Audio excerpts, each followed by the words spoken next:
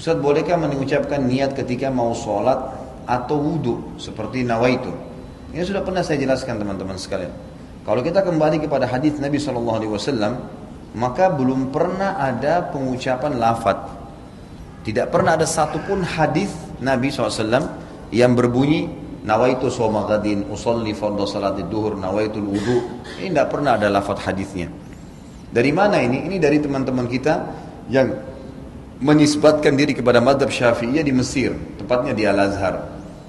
Disusunlah, mereka mengatakan niat itu harus ya supaya orang itu tidak lupa dan jelas dia ucapkan dengan lisannya. Lalu disusunlah niat-niat itu. Kalau mau sholat, sholli fardhu salatid duhur, nawaitu shoma ghadin untuk puasa, nawaitul wudu'a dan seterusnya. Ini semua disusun.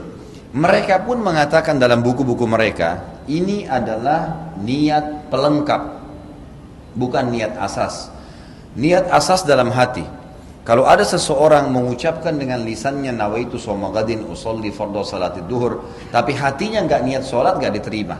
Tapi kalau ada orang niat dalam hatinya memang mau sholat duhur dan dia lupa ucapkan usolli fardhu salatid duhur, diterima sholatnya karena asas niat adalah hati. Ini pendapat yang menisbatkan diri kepada Syafi'iyah, adanya niat dengan lisan tapi itu pelengkap, bukan itu asas. Bukan itu asas gitu kan. Kalau jumhur ulama, Imam Ahmad, Imam Malik, Imam Abu Hanifah mengatakan tidak ada niat kecuali dalam hati. Seperti contoh, Bapak Ibu tadi mau sholat isya, begitu iqamah kita berdiri di shaf. Bukankah dalam hati kita sudah niat mau sholat isya? Kan tidak mungkin sholat maghrib, tidak mungkin sholat subuh, tidak mungkin.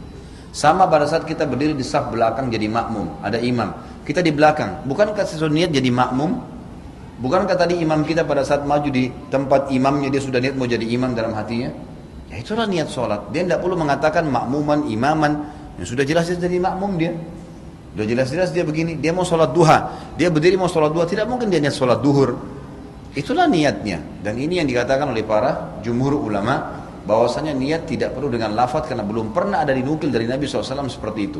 Satu-satunya yang disebutkan dan didengarkan oleh para sahabat. Itu adalah waktu Nabi SAW menyebutkan niat haji dan umrohnya. Itu pun ada sebagian ulama yang mengatakan itu bukan niatnya, itu termasuk dalam talbiyahnya. Dia bilang mengatakan labbaik Allahumma umratan. Ya Allah, aku niat aku menjawab panggilan umrahmu. Labbaik Allahumma hajjan, ya Allah saya jawab panggilan hajimu, gitu kan.